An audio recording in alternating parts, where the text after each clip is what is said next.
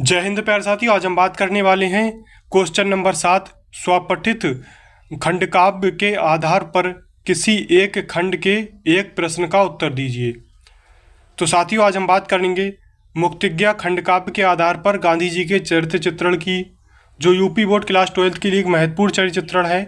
और साथियों, प्रत्येक वर्ष 5 नंबरों में पूछा जाता है और अधिकतम 80 शब्दों में लिखना होता है। तो साथियों, वीडियो में अंत तक बने रहिए और अगर अभी तक आपने चैनल को सब्सक्राइब नहीं किया है तो चैनल को सब्सक्राइब कर लीजिए।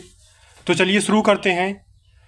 मुक्तिज्ञा खंडकाव्य के आधार पर गांधी जी का चरित्र चित्रण एक महान नेता के रूप में किया गया है। मतलब मुक्तिज्ञा खंडकाव्य के आधार पर गांधी जी का चरित्र चित्रण जो है वो एक महान नेता के रूप में किया गया है, जो सत्य, अहिंसा और स्वतंत्रता संग्राम के प्रति समर्पित थे। मतलब गांधी जी जो हैं वो सत्य यानी कि सच्चाई, अहिंसा और स्वतंत्रता संग्राम के प्रति समर्पित थे।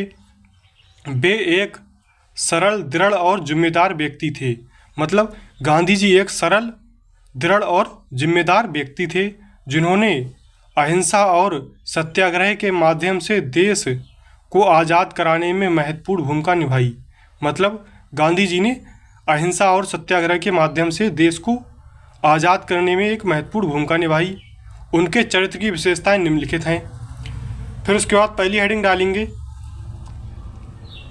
सत्य और अहिंसा के उपासक। गांधी जी एक सत्यवादी महापुरुष थे। मतलब गांधी जी जो है वो एक सच्चे महापुरुष थे। सत्य और अहिंसा के द्वारा ही उन्होंने देश को आज़ाद कराने में का सफल प्रयास किया। मतलब गांधी जी ने देश को आज़ाद कराने का सत्य और अहिंसा के साथ सफल प्रयास किया। उनके द्वारा चलाए जाने वाले सत्याग्रह आंदोलनों से उनके सत्यवादी होने का प्रमाण मिलता है।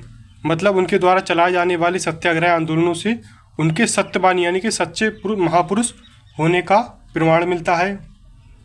फिर उसके बाद दूसरी हेडिंग डालेंगे, कुशल राजनीतिज्ञ।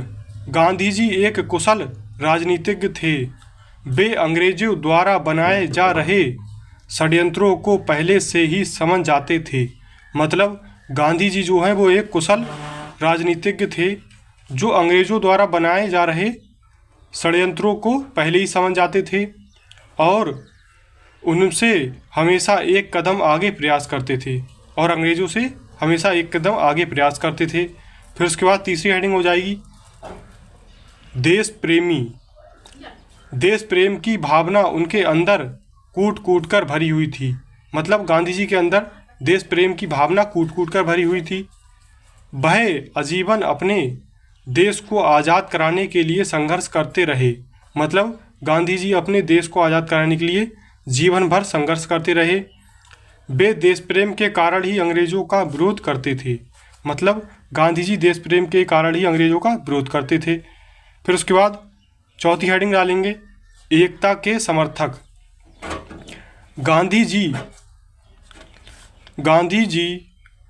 जी कभी मानव में अंतर नहीं मानते थे।